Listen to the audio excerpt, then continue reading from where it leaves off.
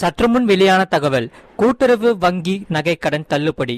உங்கள் நகை எப்போது கைக்கு வரும் என்று உங்களுக்கு தெரியுமா? அதை பத்தி பார்க்க போறோம். அதை பார்க்கறதுக்கு முன்னாடி நீங்க நம்ம சேனலை சப்ஸ்கிரைப் பண்ணாம இருந்தீங்கன்னா மறக்காம லைக் பண்ணிக்கோங்க, சப்ஸ்கிரைப் பண்ணிக்கோங்க, உங்க நண்பர்களுக்கு தெரியப்பட்டும் ஷேர் பண்ணிக்கோங்க.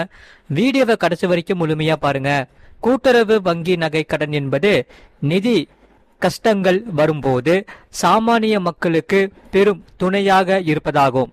அந்த வகையில் அரசு வழங்கும் நகை கடன் தள்ளுபடி பெறும் வரப்பிரசாதமாகவும் அமைகிறது. ஏற்கனவே நகை மதிப்பு கணக்கீடு முறைகள், நகை கடன் தள்ளுபடியின் பயன்கள், நகை கடன் தள்ளுபடி செயல்முறை, விண்ணப்பிக்கும் முறை, நகை கடன் தள்ளுபடியின் நிதி விளைவுகள் போன்றவற்றை தெரிந்து வைத்து கொள்வது நல்லதாகும். அந்த வகையில் வங்கிகளிலும் நிதி நிறுவனங்களிலும் தங்கத்தை அடகு வைத்து பணம் பெறும் மக்கள் ஒரு சில நேரங்களில் பொருளாதார நெருக்கடியால் கடனை திருப்ப முடியாமல் தவிக்கின்றனர். அவர்களுக்கு ஒருவர் நகையை அடகு வைக்கும் போது அன்றைய சந்தை விலை மற்றும் தங்கத்தின் தரத்தை, அதாவது கேரட் பொறுத்து அதன் மதிப்பு கணக்கிடப்படுகிறது. பொதுவாக நகையின் மொத்த மதிப்பில் 75% வரை கடனாக வழங்கப்படுகிறது. மறக்காம வீடியோக்கு ஒரு லைக் பண்ணிட்டு சேனலை சப்ஸ்கிரைப் பண்ணிக்கோங்க. நகை கடன் தள்ளுபடி முறைகள் என்னென்ன என்பதை இங்கே பார்ப்போம். இந்த தொகை குடும்ப செலவுகளுக்கு பெரும் உதவியாக இருக்கிறது. முக்கியமாக குழந்தைகளின் கல்வி செலவு, மருத்துவ எமர்ஜென்சி தேவைகள் அல்லது திடீர் பயணங்கள் போன்ற சூழல்களில் மற்றவர்களிடம் கையேந்தாமல் இருக்க இது உதவுகிறது. நகை கடன் தள்ளுபடி கிடைக்கும் போது வட்டி பாரம் குறைவதால் அந்த பணத்தை சேமிக்கவோ அல்லது வேறு அத்தியாவசிய தேவைகளுக்கு பயன்படுத்தவோ முடிகிறது. நகை கடன் தள்ளுபடி பெறுவதற்கு ஒரு சில நடைமுறைகள் உள்ளது. அரசு அறிவிக்கும் நிபந்தனைகளுக்கு உட்பட்டு தகுதியுள்ள நபர்கள் இதற்காக விண்ணப்பிக்க வேண்டும். பொதுவாக ரேஷன் கார்டு, ஆதார் அட்டை மற்றும் கடன் பெற்றதற்கான அசல் ரசீது போன்ற ஆவணங்கள் சரிபார்க்கப்படும். வங்கி அதிகாரிகள் அடகு வைக்கப்பட்ட நகையின் தரம் மற்றும் எடை சரியாக இருக்கிறதா என்று பரிசோதனை செய்வார்கள். அனைத்து ஆவணங்களும் சரியாக இருந்தால் குறிப்பிட்ட கால அவகாசத்திற்குள் கடனுக்கான தள்ளுபடி ஆணை பிறப்பிக்கப்படும். சரி, வட்டி விகிதம். கடன் சுமை பொறுத்தவரை நகை கடன் தள்ளுபடினால் கிடைக்கும் மிக முக்கியமான பயன் வட்டி விகித குறைவு மற்றும் கடன் சுமை நீங்குவதுதான். அதே சமயம் கடன் தவணையை செலுத்த முடியாததால் ஏற்படும் மன உளைச்சலில் இருந்து இது விடுதலை அளிக்கிறது.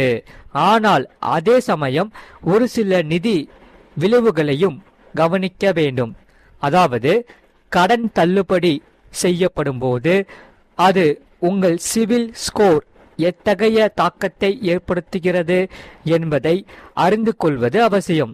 அது மட்டுமல்ல, தங்கத்தின் விலை உயரும் காலங்களில் நகையை திரும்ப பெறுவது லாபகரமானது. இதனால் தள்ளுபடி மூலம் நகையை மீட்கும் போது அதன் முழு சந்தை மதிப்பும் மீண்டும் உரிமையாளர்களுக்கே வந்து சேர்கிறது. இதன் மூலம்தான் மீண்டும் ஒரு கடன் சுழற்சியில் சிக்காமல் குடும்பத்தின் நிதி நிலையை சீராக வைத்திருக்க முடியும். அதே போல சுருக்கமாக சொன்னால், முறையான வழிகாட்டுதல்களை பின்பற்றி நகை கடன் தள்ளுபடியை பயன்படுத்துவது சாமானிய மக்களின் வாழ்வாதாரத்தை பாதுகாக்கும் ஒரு சிறந்த வழியாகும். இது வெளிச்சந்தையில் அதிக வட்டிக்கு கடன் வாங்குவதை தடுத்து ஏழை எளிய மக்களின் பொருளாதாரத்தை சீரமைக்கிறது. மறக்காம நீங்க லைக் பண்ணிக்கோங்க, சப்ஸ்கிரைப் பண்ணிக்கோங்க. அதே சமயம் தமிழ்நாட்டில் கூட்டுறவு வங்கிகளில் 5 சவரன் வரையிலான நகை கடன் தள்ளுபடி குறித்த தற்போதைய நிலவரம் மற்றும் செய்திகள் பார்ப்போம். நீங்க மறக்காம லைக் பண்ணிக்கோங்க, சேனலை சப்ஸ்கிரைப் பண்ணிக்கோங்க. தற்போதைய நிலவரப்படி, அதாவது குறிப்பாக 2021ஆம் ஆண்டு மார்ச் 31ஆம் தேதி வரை கூட்டுறவு வங்கிகளில் 5 சவரன் வரை நகை கடன் பெற்ற தகுதியுள்ள பயனாளிகளுக்கு கடன் தள்ளுபடி செய்யப்பட்டுள்ளது.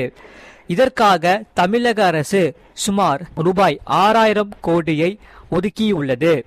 சரி, பயனாளிகள் பட்டியல் பொறுத்தவரை தள்ளுபடி செய்யப்பட்ட பயனாளிகளின் பட்டியலை அந்தந்த மாவட்ட நிர்வாகிகள் இணையதளத்தில் வெளியிட்டு வருகிறது.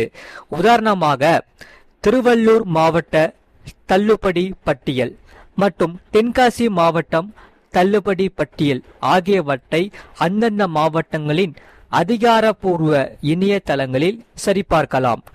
புதிய அறிவிப்பு எதிர்பார்ப்பு பொறுத்தவரை 2026ஆம் ஆண்டு சட்டமன்ற தேர்தலை முன்னிட்டு மீண்டும் ஒருமுறை நகை கடன் தள்ளுபடி அறிவிப்பு வெளியாகலாம் என்ற பலத்த எதிர்பார்ப்பு மக்களிடையே உள்ளது.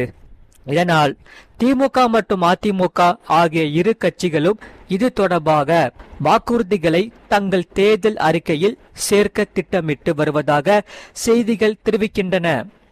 நிபந்தனைகள் பொறுத்தவரை கடந்த முறை தள்ளுபடி செய்யப்பட்ட போது ஒரே குடும்பத்தை சேர்ந்தவர்கள் பல வங்கிகளில் கடன் பெற்றிருந்தால் அல்லது போலி நகைகளை அடகு வைத்திருந்தால் அவர்கள் தள்ளுபடிக்கு தகுதியற்றவர்களாக கருதப்பட்டனர். சரி, கடனின் அளவு பொறுத்தவரை 5 சவரன் 40 கிராம் அல்லது அதற்கும் குறைவு. தகுதியான வங்கிகள் பொறுத்தவரை தொடக்க வேளாண் கூட்டுறவு கடன் சங்கங்கள் மற்றும் கூட்டுறவு வங்கிகள். சரி, பெண்களுக்கான சலுகை என்னென்ன? மகளிர் சுய உதவி குழுக்களுக்கான ரூபாய் 2674 கோடி மதிப்பிலான கடன்களும் தள்ளுபடி செய்யப்பட்டுள்ளது. சரி, புதிய தள்ளுபடி அறிவிப்பு குறித்து தமிழக அரசு இதுவரை அதிகாரப்பூர்வமான அறிவிப்பு எதையும் வெளியிடப்படவில்லை. உங்கள் நகை கடன் தள்ளுபடி செய்யப்பட்டுள்ளதா என்பதை அறிய நீங்கள் கடன் பெற்ற கூட்டுறவு வங்கி கிளையையோ அல்லது அந்தந்த மாவட்ட ஆட்சியர் அலுவலக இணையதளத்தையோ தொடர்பு கொள்ளலாம். மறக்காம நம்ம சேனலை சப்ஸ்கிரைப் பண்ணிக்கோங்க. வீடியோக்கு ஒரு லைக் பண்ணிக்கோங்க. பக்கத்தில் பெல் பட்டனையும் கிளிக் பண்ணிக்கோங்க. அப்பதான் நம்ம போடுற வீடியோஸ் எல்லாமே உங்களுக்கு ரெகுலரா காமிக்கும். ஆர்பிஐ கட்டுப்பாடுகள் பொறுத்தவரை ரிசர்வ் வங்கியின் புதிய தங்க கடன் விதிகள், குறிப்பாக அடமான விதிமுறைகள் தங்க கடன் வாங்குபவர்களுக்கு கட்டுப்பாடுகளை அதிகரிக்க வாய்ப்புள்ளதாக நகை கடன் கட்டுப்பாடுகள் விவாதிக்கின்றன. அதே சமயம் வட்டி விகிதங்கள் பொறுத்தவரை முத்தூர் 12 முதல் 24%, மணப்புரம் 19%, பிஎன்பி 10.75 முதல் 11.75% போன்ற நிதி நிறுவனங்களில் வட்டி விகிதங்கள் மாறுபடுகிறது. கூட்டுறவு வங்கி திட்டம் பொறுத்தவரை தமிழ்நாடு மாநில தலைமை கூட்டுறவு வங்கி டிஎன்எஸ்சி பேங்க் 9.50% வட்டியில் 6 மாத கால அவகாசத்துடன் சிறப்பு நகை கடன் திட்டங்கள் வழங்குகிறது. நகை கடன் பெற ஆதார், வாக்காளர் அடையாள அட்டை போன்ற KYC ஆவணங்கள் கட்டாயம். 18 முதல் 22 கேரட் தரம் கொண்ட தங்க நகைகள், நாணயங்கள் அடகு வைக்கப்படலாம். மறக்காம நீங்க லைக் பண்ணிக்கோங்க, சப்ஸ்கிரைப் பண்ணிக்கோங்க. உங்க ஃப்ரெண்ட்ஸ் அண்ட் ஃபேமிலிக்கு தெரியப்படுத்தவும் இந்த வீடியோவை கண்டிப்பா ஷேர் பண்ணிக்கோங்க.